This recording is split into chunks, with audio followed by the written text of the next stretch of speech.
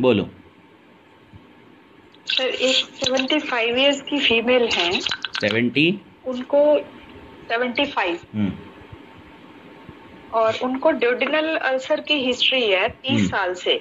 हम्म और वो पहले जिंटेक लेती थी, हम्म अब पेंटोप्राजोल, पेंटॉप 20 ये इस तरीके की टैबलेट ले रही हैं हम्म और कंटिन्यूसली ले रही हैं। हम्म एंडोस्कोपी पहले हुई थी 2-3 बार, उसके बाद अल्सर्स तो हील हो गए थे बट एंटासिड उनकी कंटिन्यूसली चालू ही है हम्म अब। और दिवा स्वाप की, और रोज तकरीबन थोड़ा सा दही, आधी कटोरी दही के करीब खाने की उनकी हिस्ट्री है। दही नहीं हम्म लेती तो लस्सी लेती हैं, उसको भिगो के थोड़ा थोड़ा। हम्म और यूट्रस उनका रिमूव हो गया था हम्म तकरीबन 25 साल पहले की बात है, हम्म हैवी ब्लीडिंग की वजह से। हम्म यूट्राइन फाइब्रॉइड्स वगैरह थे। हम्म अब जो करंट कंप्लेंट है, हम्म फिशर की कंप्लेंट है, पेशेंट हम्म दिखा के आई थी। हम्म और उनको दिक्कत ये होती है कि फिशर हील भी इसलिए नहीं हो पा रहा क्योंकि मल वहां फंस जाता है अंदर, हम्म और उनको हाथ से इवैक्यूएट करना पड़ता है। अगर हम्म वो इवैक्यूएट नहीं करती हैं तो उनको वैसे इरिटेशन होती है, और इवैक्यूएट करती हैं तो वो बार बार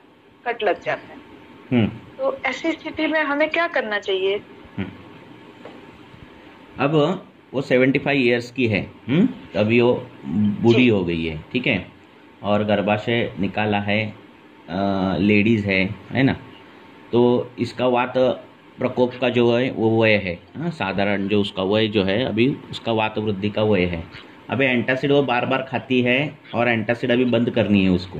अभी इसके जो लक्षण दिखेंगे साधारण वय के अनुसार, वो जो कुछ दिखेंगे वो वात वृद्धि के और पित्तानुबंधी अगर होगा तो दिखेंगे, कफानुबंधी कुछ दिखेंगे नहीं। इसलिए उसको एसिडिटी होगी, एसिडिटी हो रही है और ये परिकर्तिका हो रही है। अभी ऐसे पेशेंट में चॉइस ऑफ जो ड्रग है वो है यष्टिमधु और शतावरी। यष्टिमधु, शतावरी, गोक्षुर, हाँ, जो गुरु गुण का है, हाँ, जो अल्सर जो है वो इससे हील हो जाते हैं।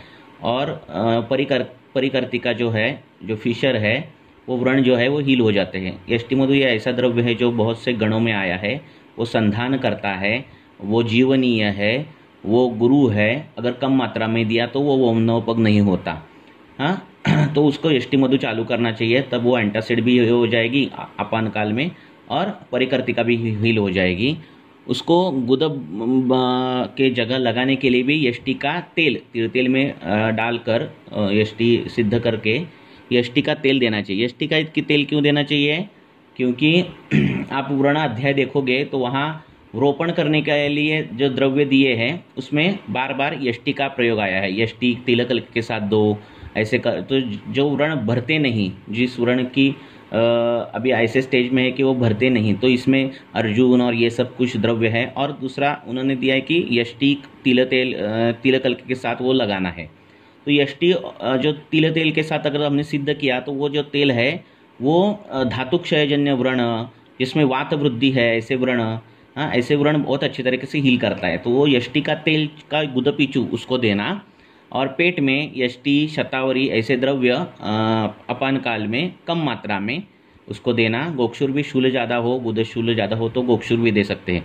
तो कम मात्रा में दिन में 3 बार अपान काल में ये 3 द्रव्य देना, और ये देना, क्या देना, गुदपीछू देना, ऐसे देना। अभ्यंग अगर वो कर सकती है तो ब्रोहण करने वाले तेल, धानवंतर तेल हो, चंदन बल लाक्षाई तेल हो, बला तेल हो, ऐसे किसी भी तेल से, या फिर क्षीर सिद्ध तेल कोई किया हो, या फिर जिस तेल में घृत है डाल दिया है ऐसा तेल हो, ऐसे तेल से अभ्यंग नित्य करना उसको बोलना है, हाँ। तो ये करने के बाद सब कुछ जो है वो ठीक हो जाएगा। जी सर, थैंक यू, ठीक है। Thank you.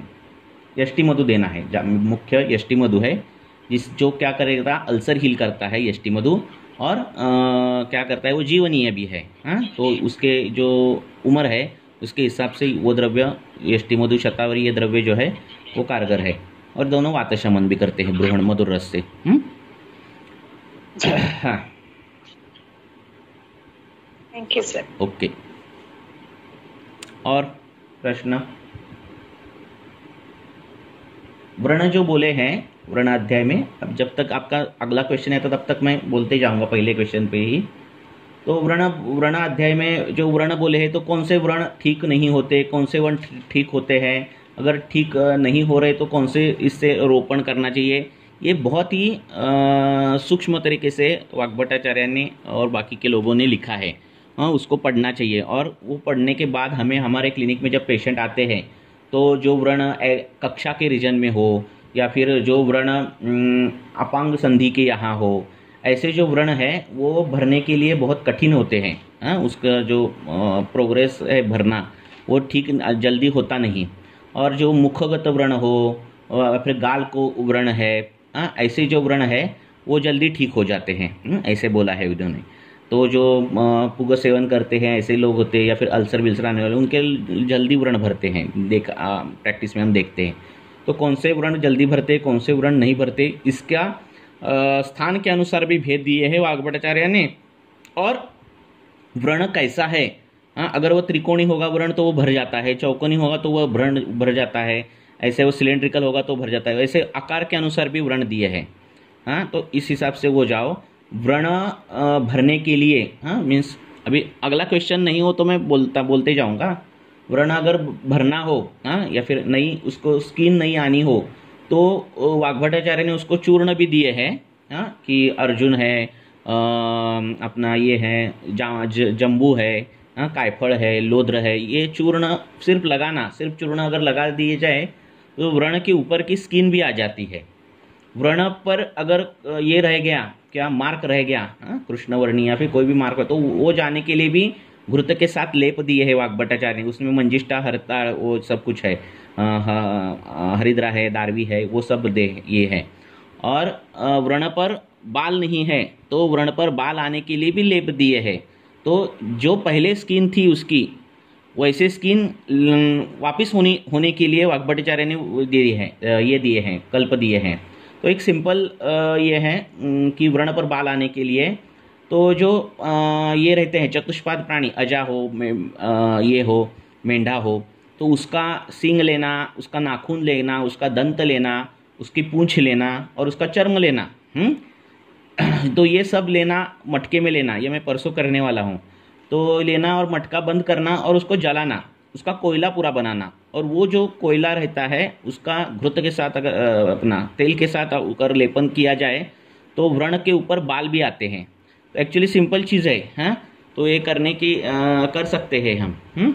तो ऐसे व्रण के बारे में है। तो व्रण पर अगर व्रण में दोष कौन सा है उसके हिसाब से व्रण का है। वातज होगा तो उस पर शूल रहेगा, हाँ, पित्तज होगा तो उसको दाह रहेगा, कफज होगा तो उसको स्त्राव रहेगा।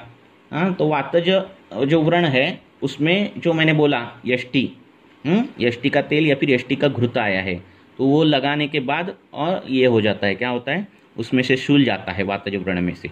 हाँ, तो इस हिसाब से व्रण का विचार करो। पूछो नेक्स्ट क्वेश्चन। मैं व्रण पर ही 1 घंटा बोलूँगा फिर। हाँ, नेक्स्ट क्वेश्चन किसी का है क्या?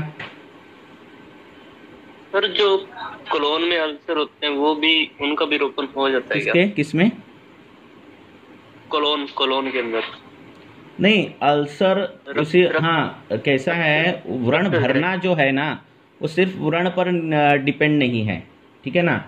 अगर जिसको अजीर्ण है या फिर जो नींद नहीं पूरी कर रहा है, ऐसे लोग रहते हैं जिसको तृष्णा ज़्यादा है, ऐसे लोग जो है उनके व्रण जो है भरते नहीं, रोपण नहीं होता, चाहे व्रण कितना कम भी हो, नहीं तो कुछ भी हो।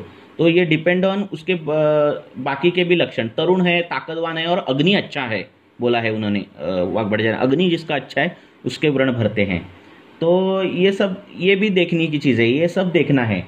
और व्रण में जो क्या है, वो अपत्य क्या है, तो वो सब बंद करना है। क्या क्या अपत्य है व्रण में? दिवास्वाप अपत्य है, अजीर्णाशन अपत्य है, रात्रि जागरण अपत्य है, मद्यपान अपत्य है, ना मैथुन अपत्य है। तो ये सब चीज़ें जो है, या फिर पेट भरकर खाना, ये जो चीज़ें ना वो भी व्रण में अपत्य है, तो इससे भी व्रण नहीं भरता। तो ये सब आपने किया ना तो व्रण भर जाते हैं, ठीक है ना। जी सर, मेरे अब मेरे पास एक पेशेंट है, टिपिकल अपांग संधि, जो कान का या अपना आँखों की जो बाहर का जो कॉर्नर है वहाँ पे व्रण, मैंने एक डाल दिया था ना फोटो ग्रुप में, तो वो देखो व्रण भर नहीं रहा। अब थोड़ा थोड़ा भरा, स्पीड कम है, पर वो सहज साध्य नहीं है कि झट से भर कर आ गया। तो स्पेशली वो उन्होंने शास्त्रकारों दिए हैं, ऐसे ऐसी जगह के व्रण है वो भरने में कठिन है, कष्ट साध्य है। सर मैंने ना पेशेंट को क्या है कि वो भी दिया क्या कुछ मांड का रस भी दिया और यष्टि मधु का किसको? पानी के साथ दिया, मतलब रात भर भिगो के, जो क्लोन ये का को अल्सर था। हाँ हाँ हाँ हाँ तो उनको मतलब अभी तो मिसाकोल स्टीरॉइड वगैरह चल रहे हैं, वो बंद नहीं है। हाँ, तो वो उसके बंद बिना होने तो चाहिए। स्टूल होता है और शूल होता है और ब्लीडिंग स्टूल के साथ ब्लड भी आता है फिर। हाँ, तो वो स्टीरॉयड बंद होना चाहिए। धीरे धीरे टेपरिंग डोज में स्टीरॉयड कभी भी बंद करना। और व्रण के जो हाँ जी। पत्ते बोले ना, वो अगर वो दिवा स्वाप कर रहा है, रात जागरण कर रहा है, तो व्रण कैसे भी नहीं भरेगी ही नहीं, ठीक है ना। तो ये चीजें दवाई का काम बात का है, उसको व्रण के पथ्य बताने हैं कि ये पथ्य आपको फॉलो करने हैं, तभी व्रण भरेगा। ठीक है ना। हाँ जी सर, ये तो मैं करवा दूंगा, बट और कुछ क्या दे सकता हूँ, जैसे कि उनको शूल होता है और फिर मतलब ब्लड भी आता है। हाँ, वही तो बोल रहा हूँ मैं, शूल जिसमें है और ऐसे है, इसमें यष्टिघृत ये बेस्ट मेडिसिन है, ठीक है ना। कम मात्रा में यष्टिघृत अगर दिया जाए तो व्रण भरता है, शूल कम होता है। वातज व्रण के लिए बहुत अच्छा है ये शूल, जिसमें प्राधान्य है, ठीक है ना। तो इसमें ये बहुत अच्छी मेडिसिन है। कौन सा? यष्टि मधु। हाँ जी सर, मैंने पानी के साथ दिया था, पर मैं घृत दूंगा। हाँ, घृत देना चाहिए ना। घृत का काम है संधान, घृत का काम है रोपण। हाँ, घृत जो पुराण घृत होते थे, है ना, 10-10 साल के। हाँ, अब ऐसा एक घृत रखो घर में, आप गाय का घृत गाछ के बरनी में ऐसा रखो और आज रखो, तब 10 साल के बाद आपको मिल जाएगा। तो वो वैक्स जैसा बन जाता है, एकदम घट्ट बन जाता है, जैसे वो पुराना होता जाएगा वैसा। और इसमें उसमें रोपण करने की क्षमता बहुत रहती है। तो ऐसे घृत जो है वो व्रण में आना चाहिए। सर अगर जैसे ये वाला केस देखें, जैसे पेशेंट ना घबराती है, उसको ये लगता है कि इसबगोल अगर मैं लूं या कोई और लैक्सेटिव लूं तो वो पतली लैट्रिन आती है और मुझे 2-3 बार जाना पड़ता है। और अगर नहीं लेती हूं तो उस टाइम पे उसको लगता है कि भी मेरे को टाइट मोशन होगा। तो गाय का आपने दूध चालू कर दिया ना, तो इतनी टॉयलेट को लगती नहीं। हाँ, गाय का दूध लिया या फिर घृत लिया तो नॉर्मल टॉयलेट को होती है। डरने की बात क्या है ना। घृत करना चालू कभी भी। देखो, ओल्ड एज पेशेंट है, उसको जीव शक्ति कम हो गई है, उसको बल बढ़ाना है, अग्नि पर काम करना है। ऐसे अगर जो विषाक्तता है, ऐसी जब कंडीशन आए, हाँ, उष्ण गुण प्रधानता है, ऐसी जब कंडीशन आए ना, तब घृत को कभी छोड़ना नहीं। हाँ, क्योंकि घृत वो जीवन करता है, जीवन देने वाला ये है। तो घृत कल्पना कभी भी, इसे शास्त्र में बहुत घृत कल्पनाएं दी है, आप पढ़ोगे जो चिकित्सा शास्त्र। और घृत प्राणीज द्रव्य है, तो हम प्राणी हैं, तो वो हमें इजीली वो एब्सॉर्ब हो जाता है। जैसे दूध है, घृत है, वो हमें ज़्यादा साथ में है। जी, ठीक है। हाँ। मेरा भी एक प्रश्न है। पूछो ना। एक पेशेंट है 32 इयर्स ओल्ड और उसको काफी समय से मोशन की प्रॉब्लम रहती है, मतलब पानी पीने के बाद भी उसको कब्जी बनी रहती है। और ये लगभग 10 साल हो चुके हैं उसको ये सब चीजें चलते हुए। मतलब ऑन ऑफ मोशन क्लियर हो जाता है, लेकिन उसको वेट करना पड़ता है कम से कम 1 घंटा। पहले 1 गिलास पानी पीता है, फिर 2 गिलास पानी पीता है, लगभग 3 गिलास या 4 गिलास पानी पीने के बाद और कम से कम 1 घंटा ऐसे चलने के बाद उसको मोशन होता है। और मोशन में क्या है कि मोशन में इतनी बदबू नहीं है, बट पेशेंट की गैस में बहुत बदबू है।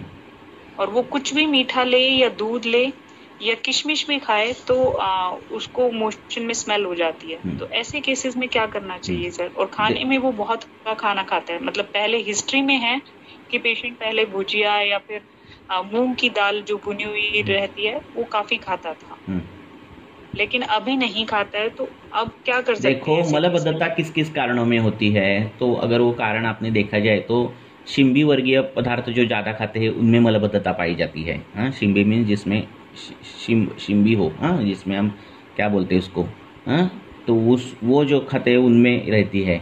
वेगावरोध जो करते हैं उनमें रहती है। हाँ, ऐसे बहुत से कारण हैं। तो ऐसे अगर पेशेंट आ रहे हैं ना, तो आप बस्ती चालू कर दो उनकी, पहली बात। हाँ, या फिर एरेंडेल तेल चालू कर दो, इसमें से 2 तो चालू कर दो। और कैसा है, ये सिम्टोमेटिक नहीं लेना है कि हाँ अभी टॉयलेट साफ हो गई अभी बंद करना है ट्रीटमेंट, ऐसे नहीं लेना है। बस्ती अनुवासन निरोह ऐसे अगर बस्ती का कोर्स किया जाए ना, तो ये कॉन्स्टिपेशन ये सॉल्व हो जाता है। आपने करके देखो, हर एक चीज़ शमन औषधियों पर नहीं काम कर, क्योंकि क्या होता है, अग्निमांद्य रहता है, आप द्रव्य दे दोगे तो अग्निमांद्य के कारण द्रव्य भी पाचन नहीं होता उनका। उसका जो हमने जो औषधि, इसमें अनुवासन बस्ती किस तेल की दें हम लोग? अनुवासन तेल आप कोई भी तिल तेल की दो, या फिर बृहत सैंधवादी तेल, तिल तेल डाल दो, उसमें सैंधव डाल दो, बॉईल कर दो और सैंधवादी बस्ती दे दो, ऐसी भी बस्ती दे सकते हो। और फिर एरेंडामुलादी निरोह दे सकते हो बाद में। हाँ, ऐसे बस्ती का कोर्स करो, एक 10 दिन 15 दिन कोर्स हो गए ना ये, तो ये मलबद्धता कॉन्स्टिपेशन चला ही जाता है, क्योंकि काम उसके पक्वाशय पर ही हुआ, जहाँ प्रॉब्लम है वहाँ ही काम हुआ। हाँ, तो उस उधर के जो रुक्ष गुण, परुष गुण, अवरोध जन्य संप्राप्ति, ये सब जो चीज़ें है वो बस्ती से कवर हो जाती है ना। तिक्त घृत की अगर कोई बस्ती लेता है ऐसे केस में, तो वो काम करती है सर? नहीं, आपको क्या गुण अपेक्षित है उस पर डिपेंड है, ठीक है ना।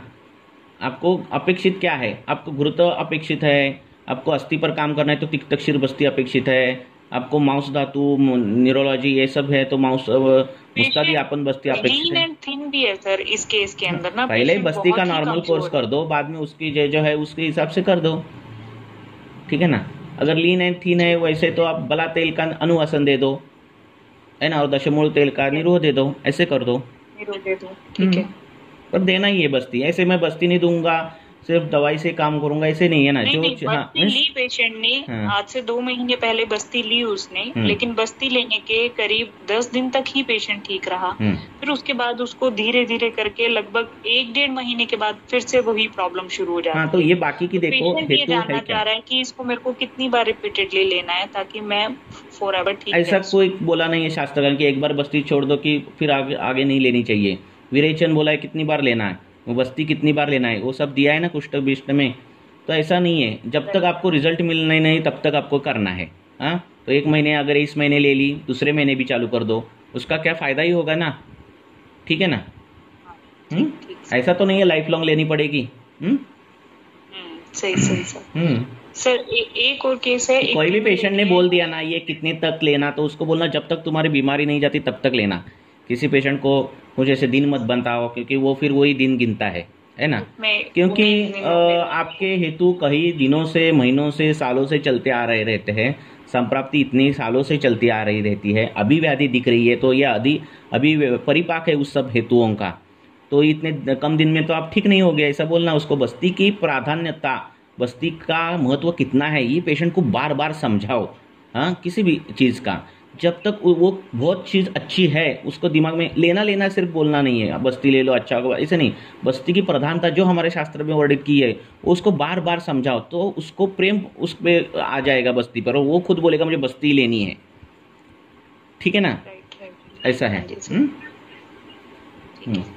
और जैसे मॉडर्न वाले कैसे आप दें, ये रिवाइटल वो ऐड करते हैं, फिर वो जो हीरो होता है वो ट्रेडमिल पर दौड़ता है, वो थक जाता है, फिर कोई बोलता है रिवाइटल लो, या फिर कोई मल्टीविटामिन करो, वो लेता है। तो ये क्या होता है, वो उसको दृश्य स्वरूप में क्या होता है, उसको अरे वाह बहुत अच्छा है, ये मल्टीविटामिन लेना है, ये लेना वो लेना, और वो क्या करता है फिर लेने लगता है खुद मेडिकल में जाकर, ठीक है ना। वैसे ही आप उसको बस्ती की प्रधानता समझाओ, इससे क्या हो सकता है। हाँ, जो शास्त्र में वर्णित है, और वो जो सत्य ही है ना, अब हमको ये नहीं कर रहे। और किसी भी चीज़ अगर अच्छे के लिए उसका अगर उसका बड़प्पन हमने बता दिया तो उसमें बुरी बात क्या है ना। तो उसको ऐसे बोलना है, ठीक है। ठीक। हम तो शोधन और विरेचन इतना उसको बताते जो है वो बताते हैं कि उससे क्या होता है ना। कि जिसने पहले विरेचन लिया वो दूसरे साल भी आता है नहीं मुझे विरेचन ही लेना है, तो उसको उपमा अलंकार लगाओ, अतिशयोक्ति अलंकार लगाओ, जो आपके व्याकरण के अलंकार है वो लगाओ, और उसको उसका महत्व समझाओ। हाँ, ऐसे मत कई बार क्या होता है, वैद्य के पास आता है रुग्ण, तो वैद्य स्टार्टिंग में ही होता है नहीं विरेचन लेना है ना, आपको बहुत ही पथ्य पालन करने पड़ेंगे, देखो गलती नहीं होनी चाहिए। पहले से डरा, जो निगेटिव जो चीज़ें हैं ना, डराना वो नहीं करना कभी भी। वो तो नहीं करता। हाँ, तो उसका उधर से जो दरवाजा है ना, उसके मन के द्वार जो पहले से ही बंद हुआ रहता है, ठीक है ना। कभी भी शास्त्र भी समझाते समय या फिर किसी भी पढ़ाई, आयुर्वेद की भी पढ़ाई समझाते, नहीं नहीं, ये तो बहुत सिंपल है।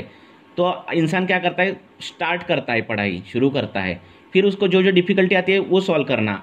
ऐसे करोगे तो वो ज़्यादा से ज़्यादा रास्ता काटेगा। वो ऐसे ही रुग्ण का है, ठीक है ना।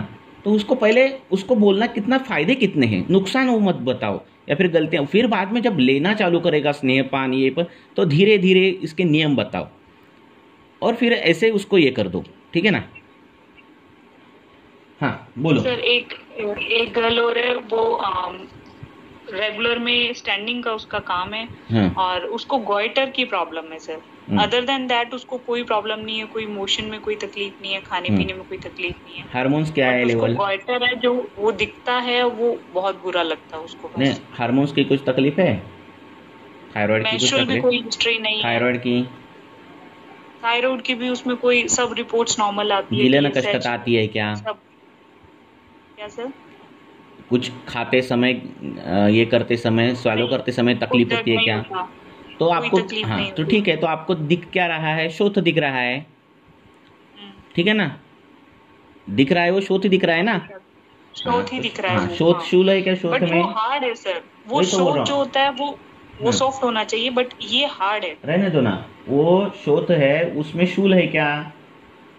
नहीं है। उसमें दाह है क्या? कोई दाह नहीं है सर। दाह नहीं है, तो वो क्या है? कठिन है। कठिन है हाँ, बस। तो कठिन शोथ को किस में आता है? कफज शोथ में आता है कि नहीं?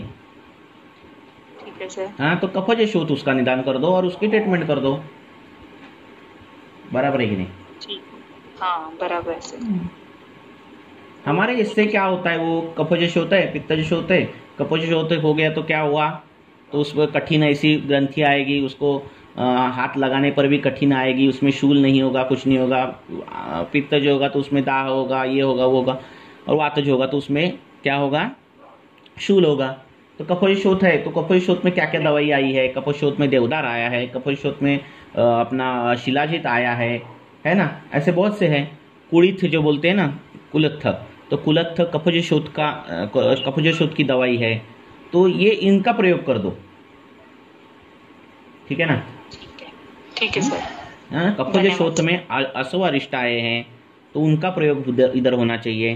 तो इस प्रकार से उसका प्रयोग करो। और कौन से स्थान पे है? गलत स्थान पे है, उदान के स्थान पे है। तो दवाई देना है कहाँ, किस काल में? उदान काल में, है ना। तो इस प्रकार से दे दो। फिर दिख रहा है कहाँ? गले पर, तो गले पर लगाने के लिए लेप दे दो। लेप कौन से दोगे? शुंठ का, देवदार का, या फिर कोंबड़ नखी होगा उसका लेप, ऐसे लेप दे दो। तो उसका क्या होगा, वो कफज का जो कठिनपन है वो पतला होने लगेगा धीरे धीरे। ठीक है सर। हाँ, थैंक यू सर। ओके।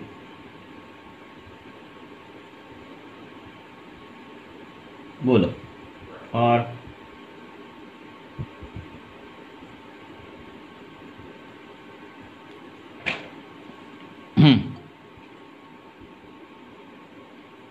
बोलते जाओ। किटिप के बारे में कैसे विचार करें? किटिप क्या क्या लक्षण है?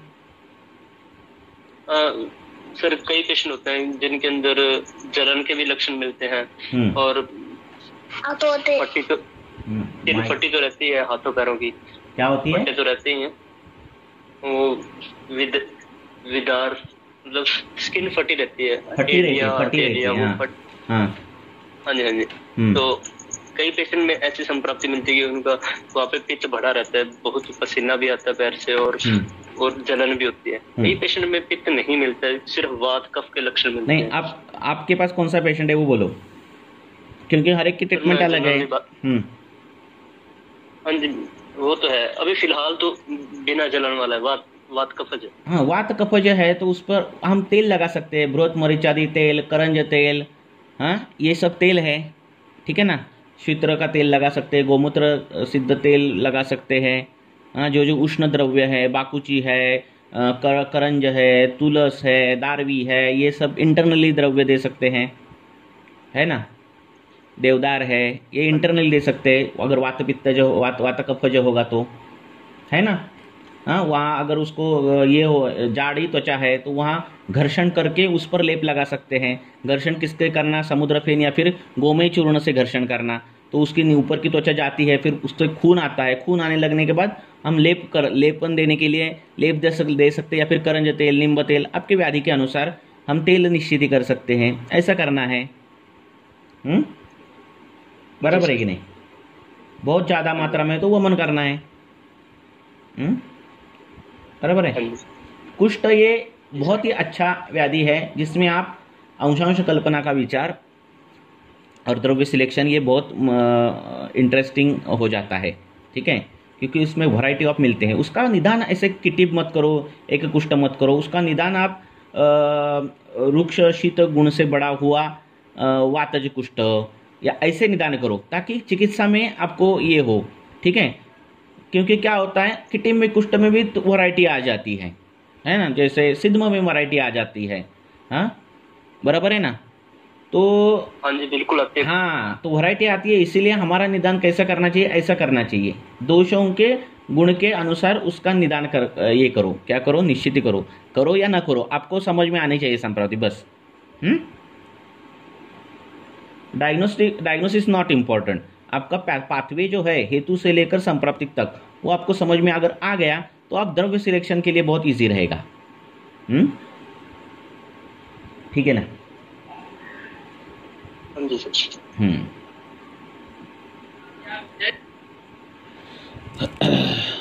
हाँ, बोलो, हो गया आपका समाधान?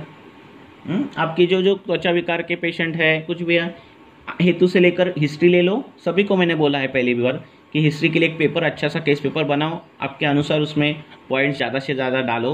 हाँ, दर्शन स्पर्शन प्रश्न ही बहुत प्रश्न पूछकर रुग्ण की परीक्षा करनी है। तो बहुत प्रश्न पूछना है, मीन्स क्या, सुबह से खान पान, नहाने से, उधर से लेकर रात को सोने तक, इतने प्रश्न होने चाहिए। जितने ज़्यादा प्रश्न उतनी उसको आपको हेतु समुच्चय मिलेगा। जितना अच्छा हेतु समुच्चय मिलेगा उतना उसको आपको अच्छा गुण मिलेगा, गुण समुच्चय मिलेगा। उसके हिसाब से आप ट्रीटमेंट अच्छी से कर पाओगे और हेतु विपरीत आहार विहार जो है वो आप उसको बता पाओगे, है ना? इसीलिए ज़्यादा से ज़्यादा प्रश्न होने चाहिए।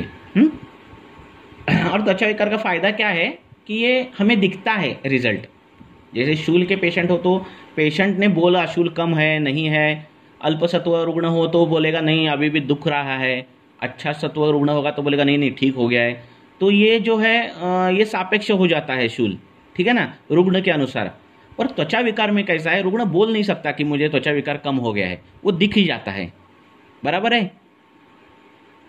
हाँ, तो त्वचा विकार ये बहुत, हाँ, हमारे लिए अच्छा है कि हमें डिपेंड, पेशेंट के इस पर डिपेंड नहीं रहना पड़ता। ऐसे ठीक है सर, मैं हिस्ट्री लूंगा। Okay, yes. और त्वचा विकार के ऑयल ऐसे बनाते जाओ। कैसे ऑयल कि आपका पेशेंट उष्ण गुण का, तीक्ष्ण गुण के त्वचा विकार से आ गया, तो आपके पास एक मधुर रस प्रधान शीत द्रव्य का शीत ये चाहिए, क्या चाहिए, ऑयल चाहिए। तो वो चंदन का बना हुआ तेल हो या फिर यष्टि का तेल हो, वो चाहिए। जिस त्वचा विकार में मांस क्षय हो गया है, मांस खराब हो गए, तो मांस भरने के लिए उसको वैसा वो यष्टि का तेल भी हम लगा सकते हैं। ऐसा त्वचा विकार ले लो कि जिसमें कफ पित्तज संप्राप्ति है, तो तिक्त रस से सिद्ध किया हुआ तेल ये आपके पास रहना चाहिए। तो इस हिसाब से बहुत क्लेद वाले त्वचा विकार हो तो आपके पास कषाय रस सिद्ध का एक तेल बनाओ, या फिर पेशेंट को दे दो चूर्ण, वो इसको बनाने बोलो, वो बनाते हैं पेशेंट खुद। हाँ, तो ऐसे डिफ्रेंशिएट करो, कब चूर्ण लगाना है, कब घृत लगाना है इस पर, हाँ, कब कौन सा तेल लगाना है, इसको गुण के आधार पर आप एक चार्ट बना के रखो, ताकि वो पेशेंट ऐसे ऐसे गुण का आ गया आपके पास त्वचा विकार का, तो आपके पास वो द्रव्य जो लगाने का ऑयल है या फिर चूर्ण है, लेप है, वो रेडी रहेगा उस हिसाब से। ठीक है ना? आगे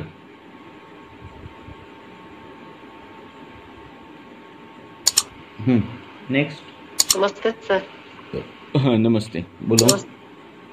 हाँ सर, एक पेशेंट है, उसको लड़की है, करीब 20-22 साल की है, 78 kg उसका वजन है, और उसको सेकेंडरी एमिनोरिया रहता है, मतलब उसको शुरुआत से ही, जब से उसकी मिनारकी हुई है तब से ही उसको 6-6 महीने के बाद पीरियड्स आते हैं। और सर उसका बाकी तो सब कुछ ठीक निकला, ऐसा कोई प्रॉब्लम भी नहीं निकली, उसकी खाने पीने का भी रूटीन सही है, मतलब अम्ल पित्त तो है उसको, लेकिन वैसे उसको भूख भूख अच्छी लगती है, मोशन भी उसका क्लियर होता है, नींद अगर सब अच्छी आती है, और हेल्दी है। और सर उसको और कुछ नहीं मिला, अल्ट्रासाउंड वगैरह उसको कराया तो उसमें कई सारे दोनों साइड में बायलेटरल रीनल सिस्ट है। हेतु ढूंढने चाहिए, और कुछ नहीं। कैसे मिला? हेतु चाहिए। रजचर्या वो फॉलो करती है क्या? जी नहीं। हाँ, वो उसने रज प्रवर्तन जब रहता है तो वो उस चर्या में क्या करती है वो देखना है। अगर वो स्थूल हो तो अवरोधजन्य संप्राप्ति होगी, हो सकती है, व्यायाम का अभाव हो तो, है ना? स्थूल तो है सर। हाँ तो हाँ, तो वो भी देखो अपान जो है वो अवरोध के कारण क्या होगा, अनुलोमन गति उसको नहीं मिलेगा, ऊपर आएगा, वो सिस्ट निर्माण करेगा, कुछ भी करेगा, है ना? उसको पहले रुग्ण को पूरा हेतु लेकर वो क्या हेतु क्या है, संतर्पणजन्य है, अपतर्पणजन्य है? संतर्पणजन्य, तो संतर्पणजन्य क्या है हेतु? हाँ, तीखा वैसा पित्त वृद्धि करे, कफ वृद्धि करे, कफ वृद्धि करे, कफ वृद्धि करे तो कफ के लिए व्यायाम है, बाकी की चीजें हैं, है ना? हरितकी का सेवन है, अपान काल में किया तो वो कफा अवृत्त अपान ऐसी जो संप्राप्ति है उससे जाएगा। रक्तावृत्त अपान ऐसी संप्राप्ति होती है वो वंजिष्ठा से जाएगा। वात अपतर्पणजन्य संप्राप्ति है, या फिर प्लेन वात की विमूढ़ गति हो गई है अर्श बिर्श होकर या फिर ग्रहणी होकर, तो वो एरेंडल तेल से जाएगा, तो जा सकता है। उसमें क्या है, पर सिर्फ हमें किसका आवरण है, किस वजह से है वो मालूम अगर है तो ट्रीटमेंट इजी है, ठीक है ना? जी सर। सर उसको कॉन्स्टिपेशन वगैरह ऐसा कुछ है नहीं सर उसको? नहीं, उसको ये है ना, पीरियड नहीं आ रहे ना रेगुलर? हाँ सर। हाँ, तो वो अपान की गति, अपान का काम है ना पीरियड रेगुलर आना जी। हाँ, मासी मासी रजास्त्रणाम रसजा स्त्रौती त्रयम, तो वो अपान का काम है कि हफ्ते अपने महीने में 3 बार उसका स्त्राव होना चाहिए, पर वो अपान कर नहीं पा रहा है। वो क्यों कर नहीं पा रहा है? तो उसकी गति में कुछ ये हो गया है। उदावृत्त क्या मला से ही होता है? ऐसा नहीं है। और ये सर उसको स्टार्टिंग से ही है, पेन भी नहीं, दर्द नहीं होता। और ये जब वो तो उसका पहले स्थूलता कम करो, उसकी पहले स्थूलता कम करो, ठीक है? हाँ हाँ, आहार विहार उसका ठीक ठाक कर दो, और वो करोगे तो भी हो जाएगा। ये सर उसके लिए कहा है हाँ सर। कहा आपने, उसको सुनना चाहिए ना। हाँ, क्या बोले, क्या बोला? उसको दोनों साइड में किडनी में बायलेटरल रीनल सिस्ट है, 2-2, 3-3 सिस्ट है सर। एक साइड में 2 है, एक साइड में 3 है। हाँ, तो ये सिस्ट होना किसकी गति है? वायु की गति है, वायु से हो जाते हैं सिस्ट, है ना? हाँ जी। तो सिस्ट मेद के हो, मांस के हो, किसके भी हो, पर करने वाली विकृति जो है वात की है, इसीलिए बोला वात को अनुलोमन करना। तो किससे अवरुद्ध है वो देखना। अच्छा। हाँ, एरेंडे तेल, हरितकी, इसका अपान काल में प्रयोग करने के बाद रोज अगर प्रयोग इसका किया जाए तो ये अपान की संप्राप्तियाँ हैं जो कम हो जाती है। तो हाँ, उसको हेतु देखो, किस वजह से क्या है वो देखो, व्यायाम चालू करने बोलो, हाँ, उसको ठीक ठाक दिनचर्या बोलो। वो आप बोल रहे हैं पर वो उसने सुनना चाहिए, उसने सुननी चाहिए, ये भी होना चाहिए, है ना? सर हंस के टाल देते हैं लोग, क्या कहो? नहीं, ऐसे हंसने नहीं बोलना। जब आप नहीं करोगे तभी नेक्स्ट टाइम आओ, वापिस मत आओ, ऐसा बोलना। किंतु फायदा नहीं है ना? आपको ठीक करने के लिए बहुत से डॉक्टर पड़े हैं, पर हम ऐसे ही ठीक करेंगे, बराबर है? उसको महत्व समझाओ आपके शब्दों का, ठीक है ना? वेंटिलेशन पर रुग्ण जब जाता है तो वो टालता नहीं वेंटिलेशन, वो बोलता नहीं मत करो, वेंटिलेटर मत करो, ऐसे नहीं होता। जब डायलिसिस डॉक्टर बोलते हैं डायलिसिस करना ही पड़ेगा तो रुग्ण नहीं बोलता नहीं हमें नहीं करना है, वो हम अलग कुछ तो, ऐसे नहीं होता। शब्दों का महत्व है, ठीक है? हम वो जो बोल रहे हैं वो आपके आरोग्य के लिए बोल रहे हैं, तो आपको सुनना ही पड़ेगा। और नहीं सुनोगे तो बहुत से डॉक्टर है, तो ऐसे नहीं, अरे नहीं सुन रहे, आओ फिर भी 10 दिन के बाद, आओ फिर भी 15, ऐसे मत करो। क्वालिटी जो पेशेंट की है वो मेंटेन रखो, ठीक है ना? ताकि आपको भी अच्छा लगे कि मैं ट्रीटमेंट दे रहा हूँ, उपशम मिल रहा है ना। आ ही रहे वो, कर ही नहीं रहे पथ्य, ऐसे ही सालों साल आ रहे, इसका फायदा नहीं है कुछ। ठीक है, ठीक है। ठीक ठीक ठीक है। कितने पेशेंट ऐसे हैं कि डॉक्टर ने एंटासिड लिया और बोलते नहीं हमें नहीं पेंटाप्रोजोल लेनी है, नहीं हमें वो नहीं ओमेप्रोजोल लेनी, नहीं बोलते ही नहीं, लेनी है तो लेनी है, बराबर है ना। दो उनको मालूम है इसके साइड इफेक्ट कितने हैं, किसके क्या है, फिर भी लेनी है तो लेनी है, ऐसे ही। हाँ, आपको वमन लेना है तो वमन लेना है, विरेचन लेना है तो विरेचन लेना है।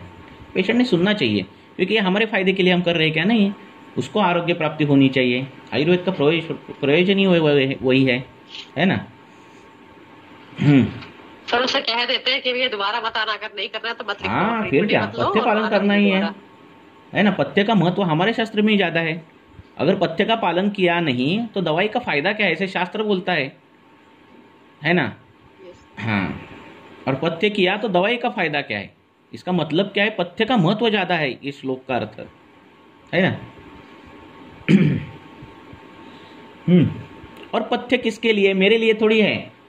आपने पथ्य बोलना पेशेंट को, तो आपने पथ्य फॉलो किया तो गवर्नमेंट मुझे थोड़ी सब्सिडी देने वाली है, बराबर है ना। आपको ही फायदा होने वाला है। हाँ, आगे का ट्रीटमेंट का खर्चा बचने वाला है, सब कुछ बचने वाला है। आपकी तकलीफ तो जाएगी, ट्रीटमेंट का खर्चा भी बचेगा, है ना। ऐसा है, जल्दी ठीक हो जाएगी। हाँ, फिर अरे जब आईसीयू में पेशेंट रहता है तो अटेंडर डॉक्टर को पूछने के आते हैं, मालूम है, कि उसको खाना क्या दें, बराबर है ना। आते हैं ना, तो इतना मालूम है उनको कि कुछ तो खाना बदलने के बाद पेशेंट ठीक होने वाला है। तो ये आईसीयू में जाने के बाद पूछने से अच्छा है पेशेंट जब ठीक हो तभी पूछना, है ना। इसीलिए उसको बोलना। ठीक है, आगे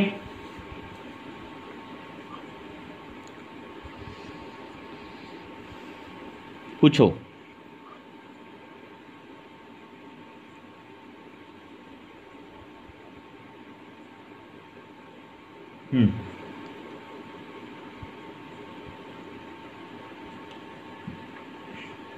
पूछो।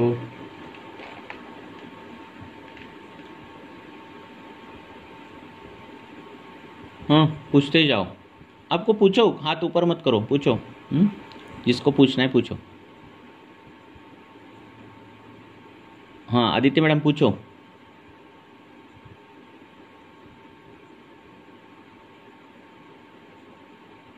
हाँ सर, बऱ्याच वेळा बहुत बार क्या होता है कि पेशेंट बहुत सारे कंप्लेंट्स बताता है, तो हम कंफ्यूज होते हैं कि पहला कौन सा एड्रेस करे, मतलब पहले कौन से पे ध्यान देना है।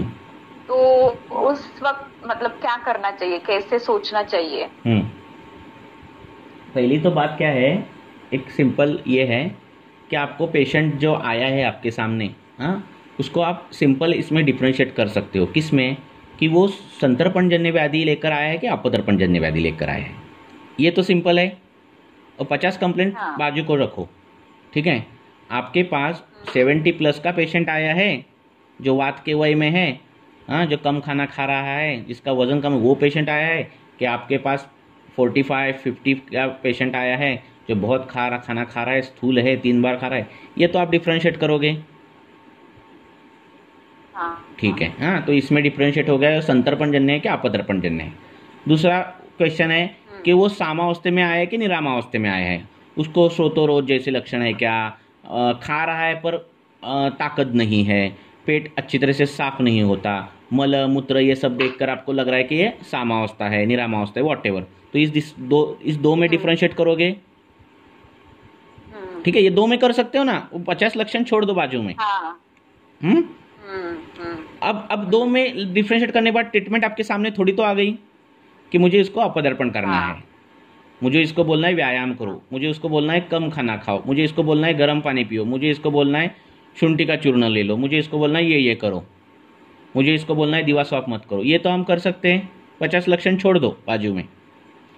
साम है तो हम इसको पाचन दे सकते हैं, निराम है तो उसको व्याधि के हिसाब से दवाई, तो ये सब कर सकते हैं। अब ये करने के बाद ना वो 50 लक्षण ऑटोमेटिक आपको सिंक्रोनाइज हो जाएंगी कि क्या करना है, ठीक है ना।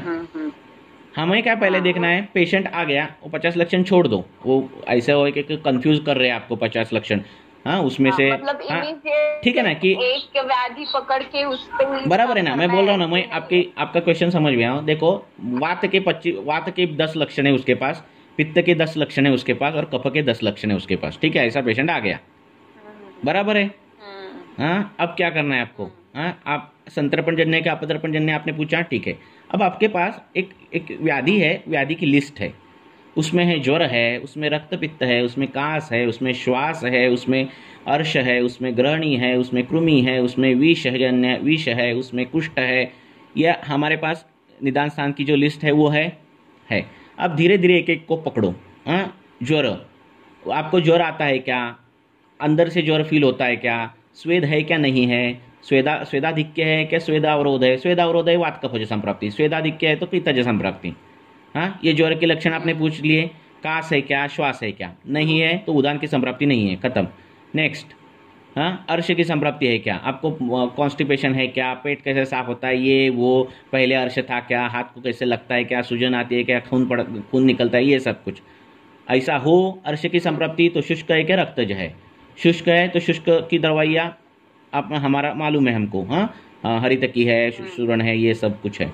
अर्श रक्तज है तो रक्तज अर्श की दवाई मालूम है, हाँ तो ये सब करोगे ना, इससे थ्रू जाओगे ना, कुष्ठ है क्या, ग्रहणी है क्या, ये है क्या, कुष्ठ है क्या, विष के लक्षण है, तो आदि व्याधि आपको समझ में आएगी क्या देना है। वो 30 लक्षण जो है ना आपने बोले वो बाजू को छोड़ दिया हमने, हाँ इससे, हाँ तो इससे अगर कर दिए ना तो आपको सीधे सीधी क्या दवाई देनी है वो देनी है। वो 30 लक्षण लेकर आए, वात के 30, पित्त के 30, कफ के 30, और आपको लग रहा है ये अर्श का रूढ़ है ना, अपान उसका अपान की गति ये हो रही है, तो आपको अर्श की ट्रीटमेंट करनी है। क्यों, अर्श में भी कृष्णता आती है, शावता आती है, जो कांति हानि होती है, तो आप कांति हानि के लिए कांति हानि का लेप दोगे कि अर्श की ट्रीटमेंट करोगे, अर्श की ट्रीटमेंट करोगे। हाँ अर्श में भी कंडू आता है, कुष्ठ आता है, तो कुष्ठ की ट्रीटमेंट करोगे कि अर्श की ट्रीटमेंट करोगे, अर्श की ट्रीटमेंट करोगे। अर्श में मलबद्धता आती है, मलबद्धता की ट्रीटमेंट करोगे कि अर्श की ट्रीटमेंट करोगे, अर्श की ट्रीटमेंट करोगे। अर्श में समान दृष्टि आती है, समानवाद की ट्रीटमेंट करोगे, अर्श की करोगे, अर्श की करोगे। अर्श में पिंडिको द्वेष्टन है, अर्श में कास लगता है, अर्श में हृदय में शूल आ जाता है उदावर्त से के कारण, आपको ट्रीटमेंट किसकी करनी है, अर्श की करनी है।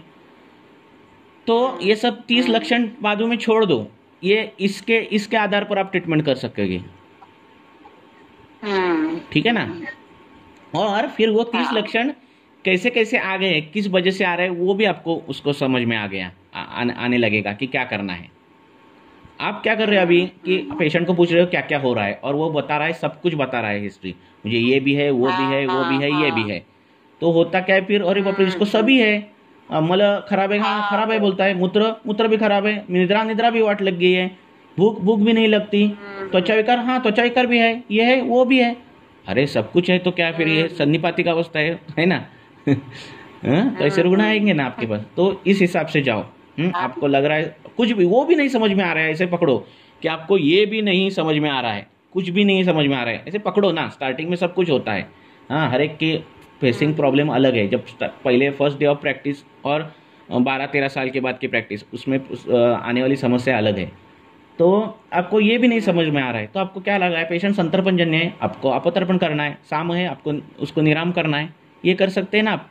मुख्य व्याधि कौन से दिख रहे हैं, क्या अर्श दिख रहा है, अर्श की ट्रीटमेंट कर दो, अग्निमांद्य दिख रहा है, अग्निमांद्य की ट्रीटमेंट कर दो, मलबद्धता दिख रही है, रेचन दे दो, ये बेसिक कर सकते हो आप।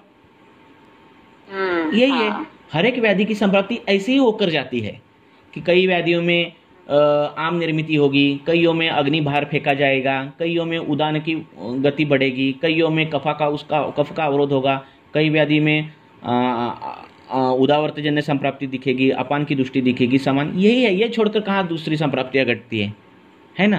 तो कुछ भी कंफ्यूज मत हो, आपको लग रहा है कि वो बहुत कंफ्यूज कर रहा है पेशेंट, छोड़ दो उसको बाजू में। ज्वर से लेकर गुल्म से लेकर सब कुछ, हाँ लास्ट एक वात व्याधि तक सब लक्षण पूछो, कौन सी निकलती है वो देखो, बड़ी जो व्याधि निकल रही है उसकी ट्रीटमेंट कर दो।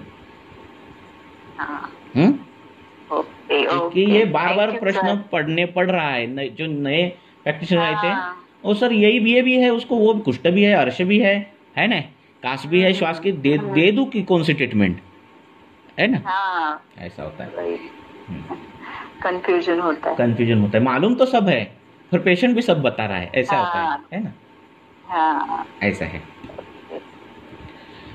और thank you sir. Okay,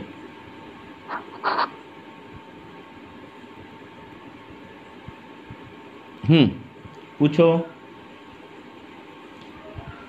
sir जैसे अभी आपने बताया वात कफज संप्राप्ति अगर बन रही है कहीं पे और स्वेदावरोध हो रहा है पेशेंट में, अगर उसमें पित्त का भी अनुबंध हो तो उसको कैसे ट्रीट किया जाए? हाँ, तो पित्तानुबंध वात होगा तो पहले पित्त की ट्रीटमेंट करनी है, ये सिद्धांत है।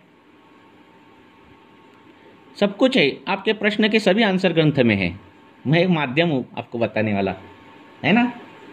कफ पित्तानुबंध संप्राप्ति हो तो पित्त की चिकित्सा करो, वात पित्तानुबंधी संप्राप्ति हो तो भी पित्त की पहली चिकित्सा करो, पहले पित्त को।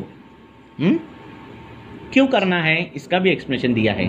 पित्त यह ऐसी चीज है, व्याधि को एक अवस्था से दूसरी अवस्था में जाने का जो है वो ताकत देती है, पाक उसको करती है, पच्यमान अवस्था में लेकर जाती है, ठीक है ना? ये कौन है? पित्त है। तो इसलिए पित्त को पहले हरण करना है। हाँ, तो पहली छोटी अवस्था में जब व्याधि रहता है तभी उसको क्या करना है, उसको ट्रीटमेंट देकर उसको नष्ट करना है, ऐसा बोला है। क्या क्या बोला है कि रोगी शत्रु, हाँ, शत्रु, अग्नि, ऋण और रोग, ये 4 चीजें हैं, उसको प्रथम अवस्था में ही नाश करना चाहिए, ऐसे बोला है। हाँ, हम क्या करते हैं, जैसे बाहुबली में है ना, वो उसने मार दिया उसको, तो क्या हो गया, उसको बोलेगा अभी वो मर गया, अभी कौन मुझे मारेगा? तो बच्चा तो मरा नहीं था, है ना? तो बच्चा बड़ा हो गया और उसने फिर उसको मार दिया, है ना? तो शत्रु, पहले क्या बोला है, शत्रु जब छोटा रहता है, हर एक पिक्चर में स्टोरी रहती है ना, वो विलन मारता है हीरो को, तो मारते समय वो छोटा बच्चा देखता है मेरे डैडी को मार दिया, तो विलन क्या करता है, छोटे बच्चे को छोड़ देता है कि ये क्या करेगा, है ना? तो वो बड़ा होता है, फिर बाद में वो विलन को मारता है। तो इसलिए बोला है शत्रु। दूसरा क्या बोला है, अग्नि, छोटी अग्नि रहती है जो पेड़ में आई हुई, तो हम क्या बोलते हैं छोटी सी है कि वो क्या होगी, पर उसका ही बड़वा नल होता है और फिर वो बड़ा हो जाकर पूरा जंगल जला देता है, तो वो शत्रु। वैसे ही ऋण और रोग, तो छोटा जब रहता है, छोटा सा कास लगा है, तो क्या करना है, हमें कास की ट्रीटमेंट करनी है, उसको क्या करना है, दुर्लक्ष्य नहीं करना है, नहीं तो क्या होता है वो राजक्षमण तक जाता है ना? ऐसे बोला है। तो इसीलिए क्या करना है, क्या बोल रहा था मैं, पित्त का, तो पित्त पर काम करना है। जी सर, ऐसा है। जो आपके प्रश्न है ना, उसके सभी उत्तर जो है वो शास्त्र में दिए हैं, क्योंकि जब वाग्भट अष्टांग हृदय पढ़ रहे थे तो अरुण दत्त को भी ये प्रश्न पढ़े थे, हेमाद्रि को भी ये प्रश्न पढ़े थे, उन्होंने ये प्रश्न पूछे, है ना? उन्होंने उसका टीका में उसका ये भी दे दिया कि क्या उसको हो सकता है, क्या हो सकता है, ये सब कुछ शास्त्रकारों ने, उनके दिमाग में सब कुछ आया रहेगा, पहले से आया रहता है, तो उसके सभी के आंसर हमें वहाँ ग्रंथ में सब कुछ मिल जाता है। ठीक है, आगे ऐसा कोई नहीं है ऐसी चीज़ की जो ग्रंथ में नहीं मिलती। मॉडर्न में होता है कि किसी डिसीज के psoriasis, causative factor of psoriasis, अगर उसको हेरिडिटरी कॉजेटिव फैक्टर नहीं है तो कॉजेटिव फैक्टर क्या है सोरेसिस का, कुछ भी नहीं निकलता, है ना? हाँ, ऑटोइम्यून डिसीज का कॉजेटिव फैक्टर क्यों है, क्यों ऐसे होता है कि पेशी खुद की पेशी को मारती है, उसका कारण नहीं होता। हमारे में सब कुछ है, हमारे शास्त्र में सबका कार्य कारण भाव है। एक बच्चे को, 1 साल के बच्चे को सोरेसिस क्यों होगा, एक है ना, जिसने कुछ भी हेतु नहीं सेवन किए, जिसको कुछ भी आनुवंशिकता नहीं है, उसको भी सोरेसिस है, या फिर उसको भी कोई व्याधि है, क्यों है? तो ये सब कुछ जो है हमारे शास्त्र में ही वर्णित है। कार्य कारण भाव ये इतना बड़ा सिद्धांत है जो हमारा शास्त्र जिस पर विश्वास रखता है। ठीक है, आगे। हाँ, प्रश्न पूछो।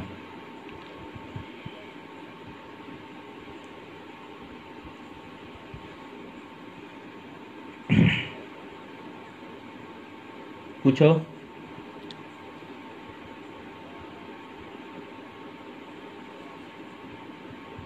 18 जन है, पूछो। 18 के 18 क्वेश्चन।